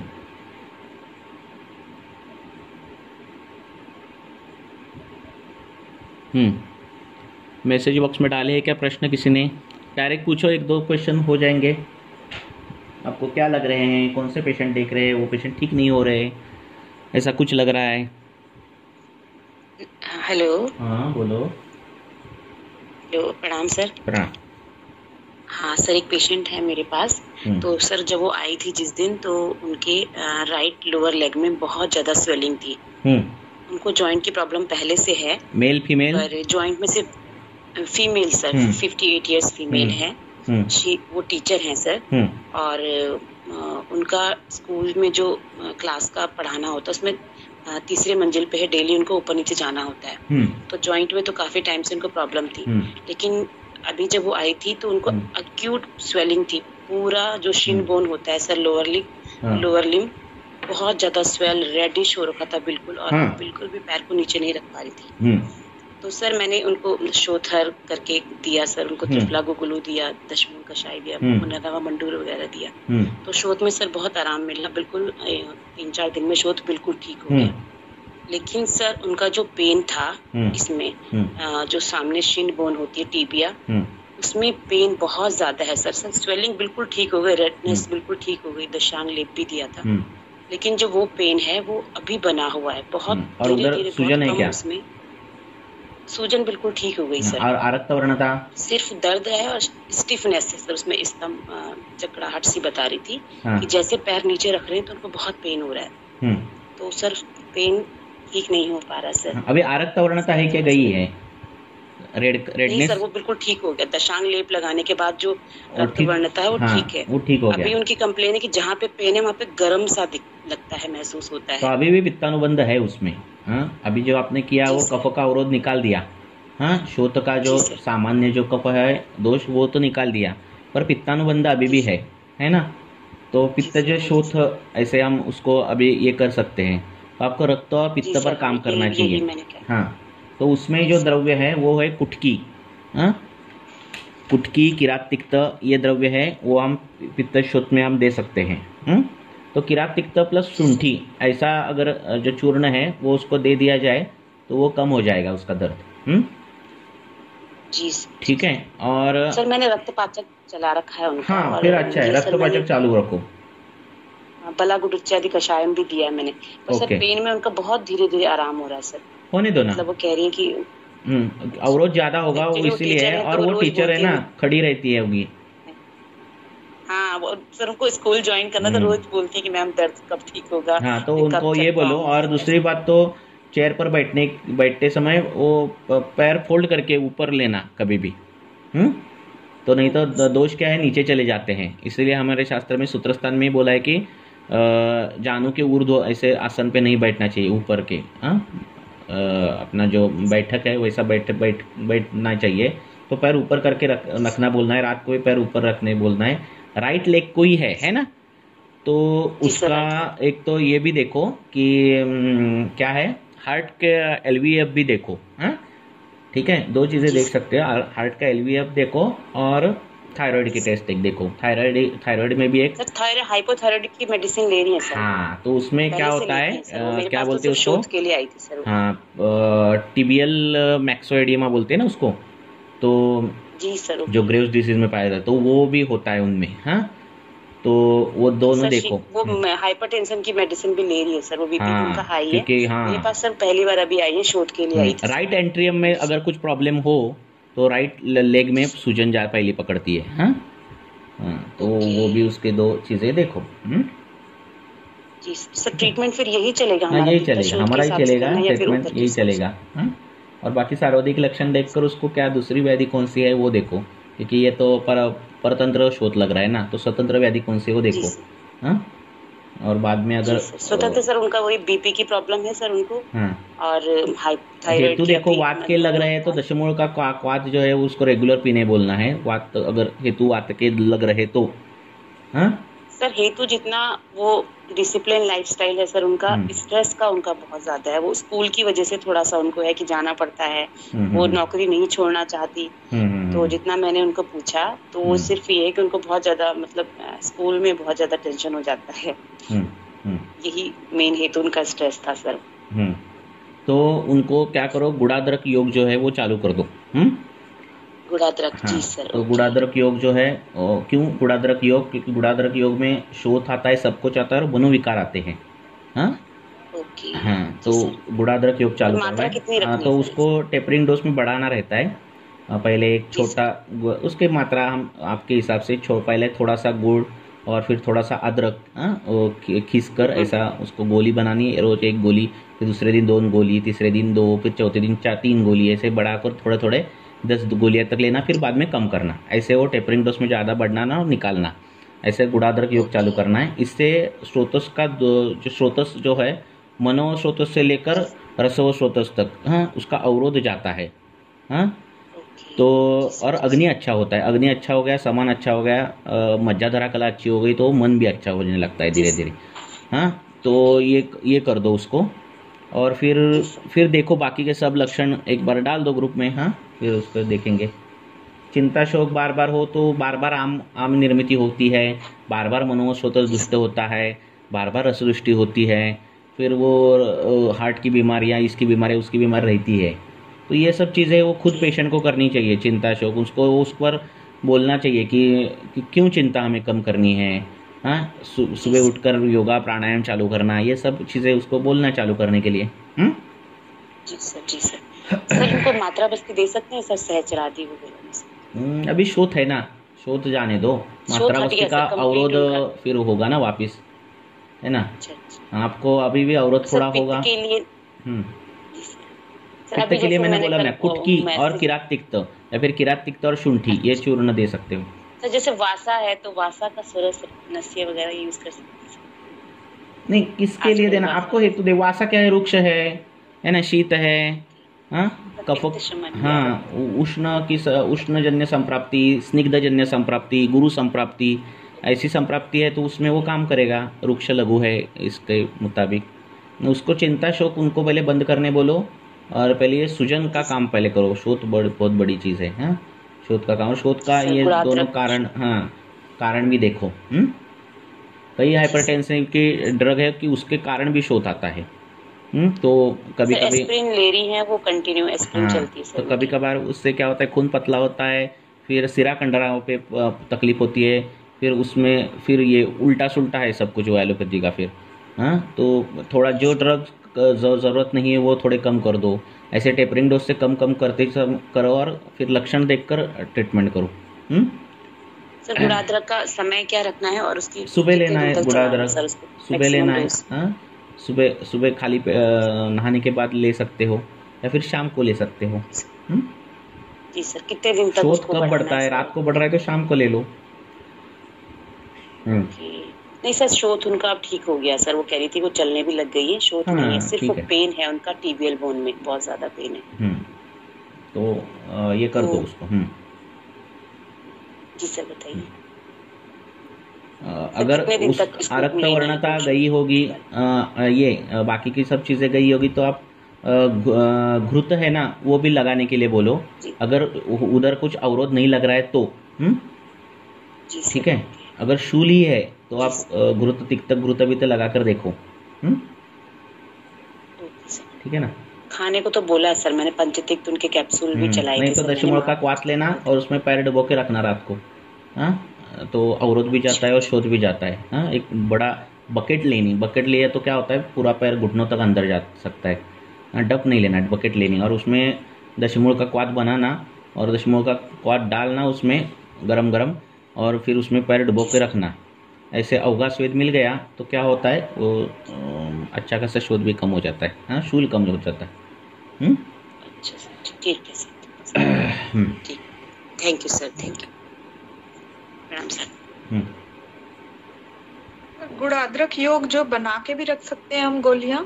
वो कभी कभार गुड़ क्या होता है, वो उसको पतला हो जाता है, फिर ना उसको क्या बोलते हो, क्योंकि वो उसमें पानी रहता है ना अदरक में भी, तो वो सर जैसे मान लो अगर उसको थोड़ा सा अदरक को कद्दूकस करके उसको घी में भून लिया और उसके बाद उसमें गुड़ की चाशनी मिला दी या गुड़ का पाक कर दिया, उसको एक तार की चाशनी करके गोली बना ली। पर उसमें ये नहीं चाल जाना है, गुड़ तो नहीं हमें डालना है। गुड़ क्यों? क्योंकि गुड़ जो है वो रस पे जाता है, मांस पे जाता है, रक्त पे जाता है। ठीक है, जो शोथ में रक्त है, मांस है, जो संप्राप्तियाँ गई रहती है, उसका गामित्व वो वहाँ तक है गुड़ का। और अदरक क्या है, अदरक अग्नि बढ़ाने वाला द्रव्य है, ठीक है। अदरक शोथोरोध दूर करने वाला द्रव्य है। अदरक वातानुलोमन करने वाला द्रव्य है। अदरक उष्ण है, कफ का अवरोध नष्ट करने वाला द्रव्य है। शोथ का मुख्य हेतु कफ है, इसलिए वो गुणाद्रक योग है, ठीक है ना। रक्तगत मांसगत शोथोरोध दूर करने वाला योग है, ठीक है ना जी। हाँ, इसीलिए वो है। ऐसे सर जैसे हमारे पास ये नेजल जैसे राइनाइटिस वाले पेशेंट्स आते हैं, प्रतिशाय वाले, जीर्ण प्रतिशाय वाले, उनमें भी हम दे सकते हैं। हाँ, फिर उसमें गुणाद्रक योग में प्रतिशाय भी है उसकी फलश्रुति में। जी। कास है, कफ है, प्रतिशाय है, प्रमेय है, वो सब में गुणाद्रक योग उसका मल्टी फंक्शन है। ऐसा है। जी सर, थैंक यू। अर्श में काम आता है, क्योंकि अर्श में रक्त है, मांस है, अग्निमांद्य है, तीनों में काम, इसमें काम आएगा गुणाद्रक योग। हाँ, अग्निवर्धन होता है, रसगत मांस, रक्तगत मांसगत संप्राप्ति कम हो जाती है। शुष्क अर्श में तो बहुत काम आता है। हाँ, गुड़ पुरान लेना 1 साल के बाद का और 3 साल के अंदर का। सर ये तो मैंने कई बार एक्सपेरिमेंट किया है, खराब हो जाता है गुड़। हाँ, तो वही बोल रहा हूँ ना, गुड़ ऐसे लेना है। नहीं सर, जो जैसे मैं पुरान गुड़ दुकान पे तो नहीं मिलता, मगर जब हम गुड़ का सीजन होता है उस समय लेके रखते हैं ताकि ये पुराना हो जाए साल भर में, मगर वो फंगस लग जाती है, खराब हो जाता है। उसको कुछ सेव करने का तरीका देखना चाहिए, ढूंढना चाहिए। मैंने कभी किया नहीं है ऐसा। गुड़ जो है गुड़ उसमें हम करते हैं, तो देखना चाहिए कैसे उसको वो कैसे किस तरीके से रखते हैं लोग। उसका पानी का अंश नहीं रहना चाहिए, तभी वो अच्छा रहेगा, है ना। गुड़ पानी का अंश नहीं रहना चाहिए। जब गुड़ बनाते समय ऐसे वो ये रहती है खड्डे, आपने देखा होगा ना पारंपरिक विधि, है ना। तो वो जितना वो गरम जितना करते हैं, पानी जितना ये निकालते हैं कंटेंट, उतना वो ये हो जाता है, गाढ़ा होता जाता है गन्ने का रस, है ना। हाँ सर एक चीज और है, जैसे अभी शुष्क अर्श की बात की है, तो जैसे कई पेशेंट्स ऐसे होते हैं उनमें कभी कभार ब्लीडिंग होती है, जैसे 6 महीने में एक बार हो गई, कभी बहुत ज्यादा कॉन्टिन्यूसली बाजार से खाया, बाहर का खाया, अदरवाइज ब्लीडिंग नहीं होती है, तो उसको शुष्क अर्श में लेंगे या रक्त अर्श में लेना है। ऐसा है, अचय प्रकोप चय प्रकोप आपने देखा है ना। जैसे एक क्या बोलते हैं,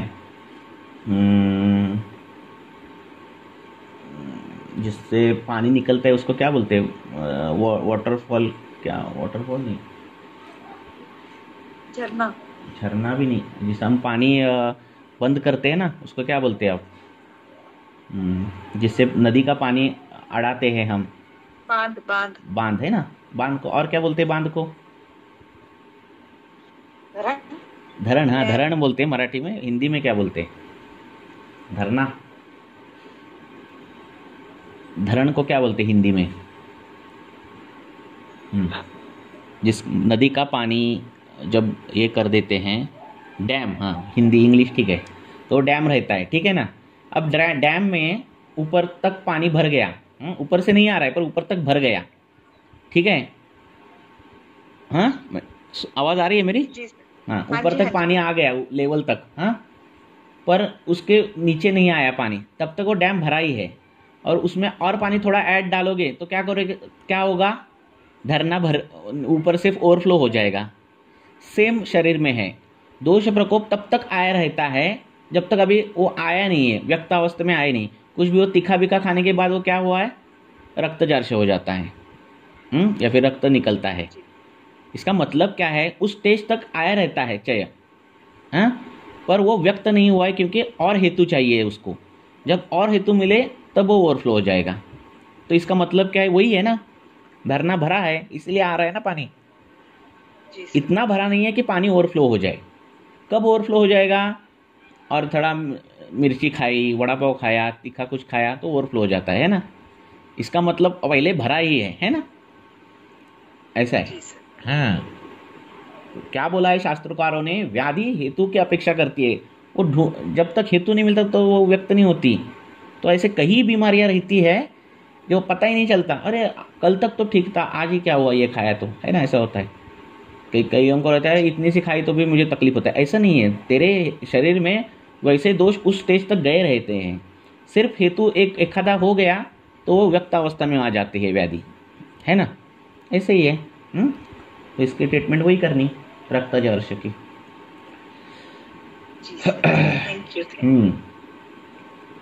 आयुर्वेद पढ़ते समय ऐसा पढ़ो कि ये बहुत कठिन है, ऐसा मत पढ़ो। ऐसा पढ़ो कि हमारे लिए है, ये इजी है, क्योंकि जिस भावना से आप पढ़ोगे ना, उस हिसाब से उसके सिद्धांत अवगत हो जाएंगे।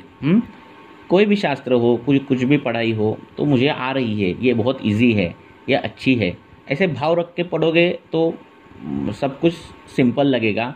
पेशेंट देखना, ट्रीटमेंट देना, ये सब अच्छा ही लगेगा। उसमें ये नहीं आएगा, टेंशन नहीं आएगा। आगे पूछो, और 2 क्वेश्चन लेंगे और रुक जाएंगे हम। धरना बोलते हैं, है ना। सर, जो ये गुड़ अदरक योग है, ये आर्तव व स्रोतोशोधन के लिए भी सही रहेगा? कफावृत्त अपान होगा तो रहेगा, है ना। उसमें मांस श्रोतोरोध, रक्त श्रोतोरोध ऐसा होगा तो रहेगा ना, है ना। जो अर्श पर काम करता है उसी जगह की व्याधि है, अपादिक क्षेत्र की, तो रहेगा। रक्तावृत्त नहीं चाहिए सिर्फ, है ना। वो पहले से तीखा विखा कुछ खा रही है, सब कुछ और ये कर रहे हैं, और फिर नहीं हम दे सकते, है ना। उष्ण है ना। ठीक है सर।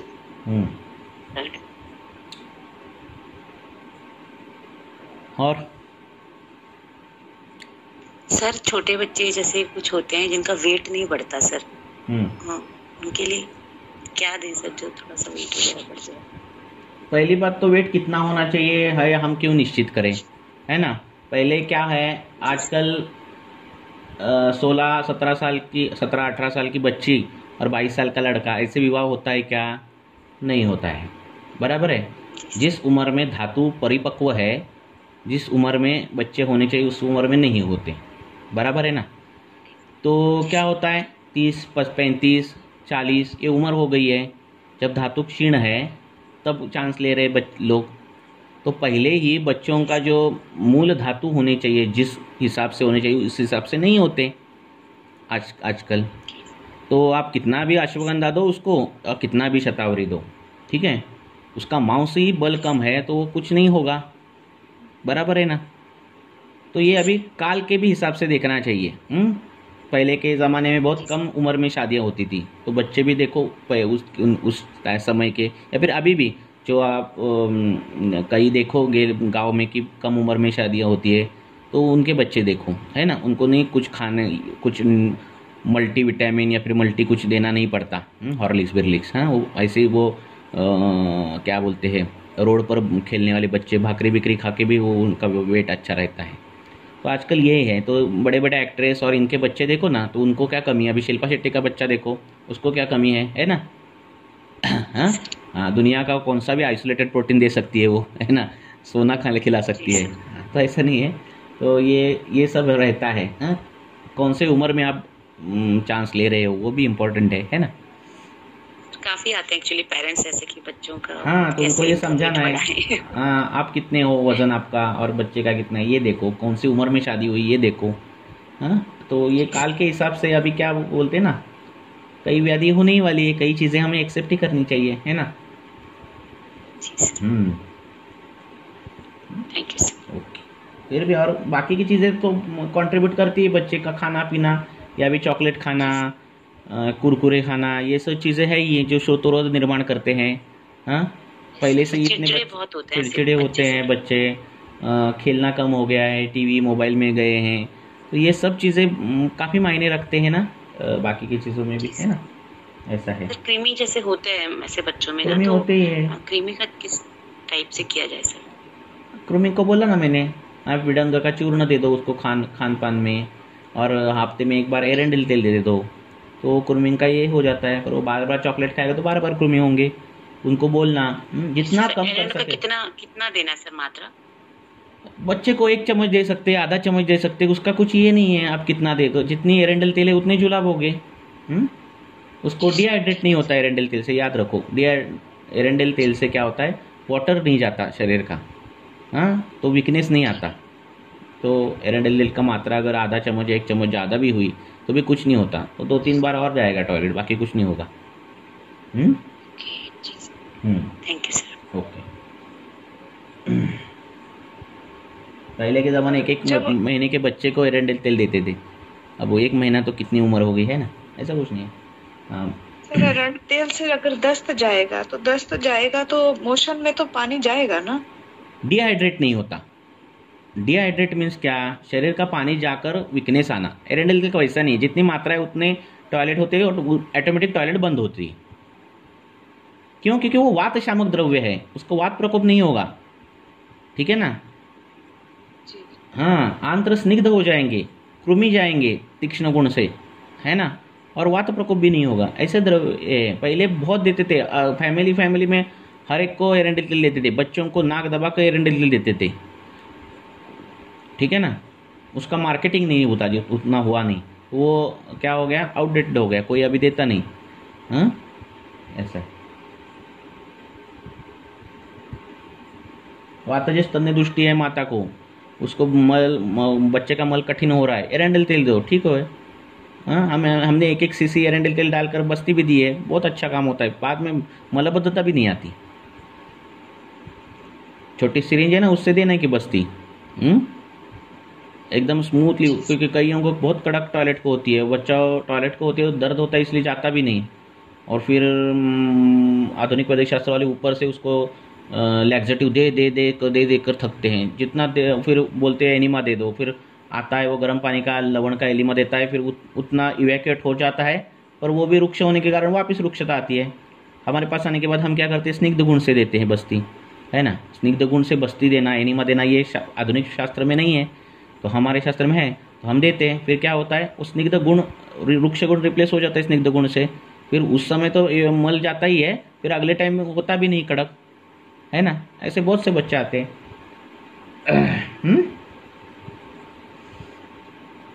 हाँ, प्रणाम सर। सर अगर बच्चे में बारी बारी मोशन हो रहे हो और कभी बच्चा कंप्लेन करता है, छोटा बच्चा जैसे 7 to 8 इयर्स के बच्चे को ही मतलब ये हेडेक की प्रॉब्लम रहती है, तो इसमें क्या विचार करना चाहिए? किसके वजह से हेडेक हो रहा है वो देखो। मलबद्धता के कारण भी हेडेक हो सकता है, बार बार मोबाइल देखने के कारण हेडेक हो सकता है। मोशन तो बच्चे को बारी बारी हो रहा है, ज्यादा हो रहा है। हाँ, दिन में 3-4 बार जैसे। तो मोशन को देखना कि मोशन को बास आ रही है क्या, ये देखो। हाँ, किस टाइप की मोशन है वो देखो, क्यों हो रही है वो देखो, क्या खा रहा है पी रहा है वो देखो। और मोशन रुकने के लिए बहुत सी दवाई है। अतिविष इज द बेस्ट मेडिसिन है मोशन, और इसके लिए फिर आप मुरुड़ शंकर की दवाई है वो दे सकते हैं। मुस्का दे सकते। मोशन नहीं है सर, अगर बंधे हुए मोशन हो तो। बंधे हुए मीन्स कैसे? मतलब कंसिस्टेंसी लूज नहीं है, वाटरी पर हो रहे हैं ना मोशन, बार बार हो रहे हैं ना जी। हाँ, तो वो बात के कारण है, तो आप बिल्व दे सकते हो बच्चे को। ठीक है सर। ये बच्चे को पित्त के कारण नहीं हो सकता है क्या सर? हेतु कौन से उस पर डिपेंड है ना, वो क्या खा रहा है उस पर। हेतु पित्त के होगे तो पित्त का होगा विचार, है ना। मोशन में वो बोलेगा मुझे जलन हो रही है, ये हो रहा है, वो हो रहा है ना। जी जी जी। ठीक है सर, ओके, थैंक यू। और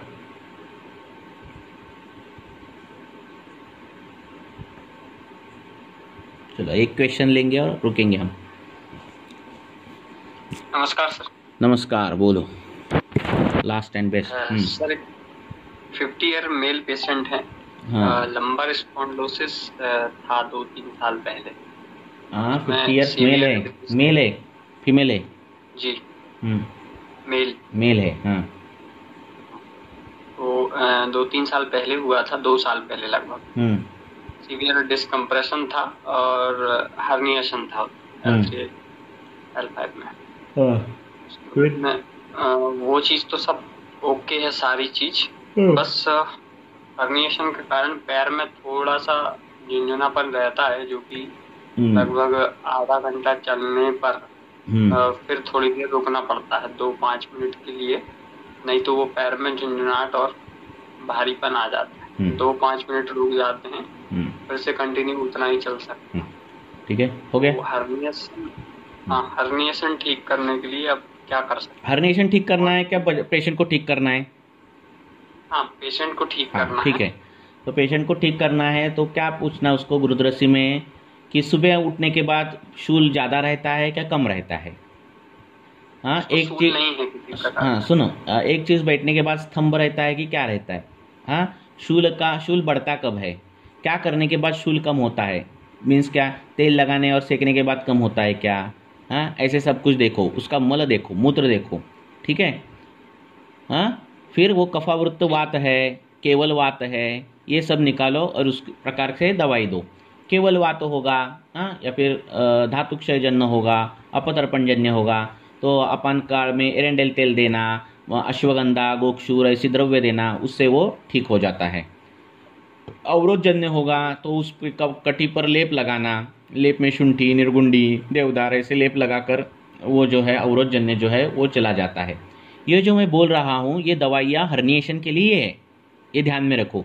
पेशेंट में हर्निएशन हो, डिस्क बल जो, हमें हमारा निदान आयुर्वेदिक तरीके से करना चाहिए। हर्निएशन के लिए हमारे शास्त्र में दवाई है क्या?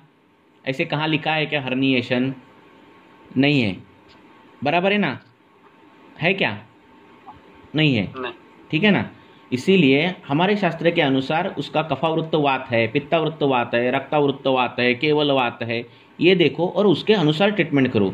इससे दर्द भी ठीक हो जाएगा और एक 5-6 महीने के बाद आपको रेडियोलॉजिकली हर्निएशन भी कम दिखाई देगा, ठीक है सर। उसकी ट्रीटमेंट चलते हुए 1 साल प्लस हो चुका है। कि कौन सी ट्रीटमेंट चल रही है? आयुर्वेद ट्रीटमेंट ही चल रही है और उसे कोई लक्षण नहीं है, कोई सूल नहीं है। हाँ, सारी तकलीफें ठीक हैं, मल भी ठीक है, मूत्र भी ठीक है, बल भी ठीक है, फिर सभी चीजें ठीक हैं। केवल ये है कि हर्निएशन है। बेड पे था 1 साल पहले, हाँ सब है, उसको तकलीफ होती है। आवाज गई आपकी। MRI में जो 1 साल पहले था जो हर्निएशन वगैरह वैसी भी है, और वो पेशेंट चलता है तो आधा घंटा कंटिन्यू जैसे पैदल, उसके बाद उसको राइट पैर नीचे की आवाज नहीं आ रही आपकी थोड़ी।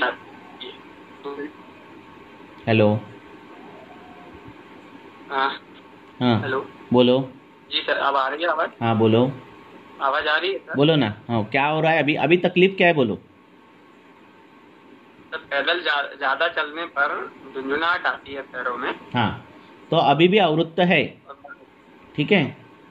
हाँ, हाँ, लेकिन 2 मिनट रेस्ट कर लेने पे फिर से कंटिन्यू चल सकते हैं आधा हाँ, तो ये क्या है, केवल वात व्याधि है अभी, ठीक है। हाँ, तो उसको मात्रा बस्ती चालू कर दो, हाँ, या फिर एरेंडेल तेल अपान काल में चालू कर दो, और भ्रूण करने वाले द्रव्य जो है, हाँ, उसमें दशमूल डाल दो, गोक्षूर डाल दो, अश्वगंधा डाल दो, और इसका क्वाथ दे दो उसको, ठीक है। हाँ, चलने के बाद तकलीफ थोड़ा ये हो रही है, अच्छा महसूस हो रहा है, ऐसा हो तो या अवरुत्त रहता है, चलने के बाद बढ़ती है, ऐसा है तो वो वात है, ठीक है। उसके वो हिसाब से कर दो। और वो हर्निएशन कुछ देखो मत MRI का, ठीक है। MRI में कितनी चीजें वो दिखाता नहीं है MRI। मात्रा बस्ती किस तेल से देना? अभी उसका ऐसा केवल वात व्याधि है तो आप उसको बला तेल की मात्रा बस्ती दे दो, ठीक है। नहीं तो तिक्तक्षीर की दी तो भी चलेगा, घृत डाल के तिक्तक्षीर बस्ती दे दो, वो भी चलेगा, ऐसी दे दो, वो बाकी ये भी लक्षण ठीक हो जाएंगे, ठीक है ना। तो MRI का रिपोर्ट कर मत जाओ। हमारा हर्निएशन देखना, वातजन्य हर्निएशन है, पित्तजन्य हर्निएशन है, कफजन्य हर्निएशन है। ठीक है, उनका डायग्नोसिस हमारे इसमें बिठाओ। क्यों, क्या होता है मालूम है, कई पेशेंट है जिनके रेडियोलॉजी में बहुत से एबनॉर्मिटी है और वो स्वस्थ है, और कई स्वस्थ ऐसे रोग है जिनमें रेडियोलॉजिकल एबनॉर्मिटी बहुत है और वो स्वस्थ है, और कई है जो रोगी है पर रेडियोलॉजी में स्वस्थ है। ऐसे कितने पेशेंट है ना जी, कितने वैरायटी ऑफ पेशेंट दिखते हैं। हमने यही है कि इस पेशेंट को भी सर ऐसे ट्रीट किया हमने, हमारा को ट्रीट नहीं किया, पेशेंट को ट्रीट किया। यस ऐसे ही करो। और ये पेशेंट भी एक एमबीबीएस के पापा जी हैं, तो वो एमआरआई को देखते हैं, हमने उसको साइड रख के केवल ट्रीट किया है। तो वो बेड पे थे, अभी चलते फिरते हैं, बस कुछ भी नहीं बोलना है हमें, हमारे एज इट इज है। ओके रहने दो एज इट इज, उसमें कुछ नहीं। लेकिन वो पेशेंट ठीक, हाँ पेशेंट ही ठीक करना है हमें, हमारे तो ठीक करना है। छोटी सी कंप्लेंट है ये इसको, बस मात्रा बस्ती चालू कर दो, या फिर नित्य एरेंडेल तेल दूध के साथ दे दो। अगर वो बस्ती नहीं ले, नित्य एरेंडेल तेल दूध के साथ अपान काल में, वातव्याधि में बोला है। ठीक है सर, अपान काल का मतलब भोजन के कितनी देर पहले? ऐसा कुछ नहीं, अभी लेना है और बाद में भोजन करना है। तो कितने दूध के साथ में कितना? एक कब्बर आधा कब्बर दूध और 1-2 चम्मच एरेंडेल तेल, ऐसा रोज लेना है। ठीक है, दोनों समय उसको टॉयलेट कितनी आ रही है देखो, ज्यादा उसको टॉयलेट को आ रही है तो एक टाइम ही दे दो, बाद में पेशेंट ही मात्रा निश्चित करता है सब कुछ 1-2 दिन देने के बाद। बाकी अन्य सेवन के लिए बल्य औषधियां, हाँ बल्य औषधियां दे दो, क्योंकि चल गुण के कारण वो शूल बढ़ रहा है ना उसका, वो चल रहा है ना, चलने के बाद वो दुख दर्द होता है, रुकने के बाद स्थिर गुण के बाद क्या होता है, ठीक होता है। तो इसको आप अभ्यंग दे सकते हो, उपना दे सकते हो, या फिर मंद गुण का जो स्थिर गुण की जो द्रव्य है, जिसमें ब्रूहण है कर्म, वो देना है आपको, है ना, बराबर है ना। उसको सूल नहीं है सर, सूल मतलब दर्द नहीं है, नहीं चलने के बाद होता है ना बहुत, हाँ आधा घंटा, हाँ तो वही बोल रहा हूँ, चलेंगे 20 मिनट 15 मिनट, हाँ तो चलने से कौन सा गुण बढ़ता है, जैसा लगता है, हाँ तो उस हिसाब से दे दो।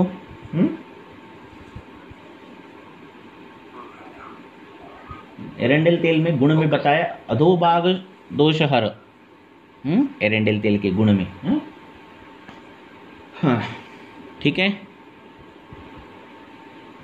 चलो थैंक यू, ओके।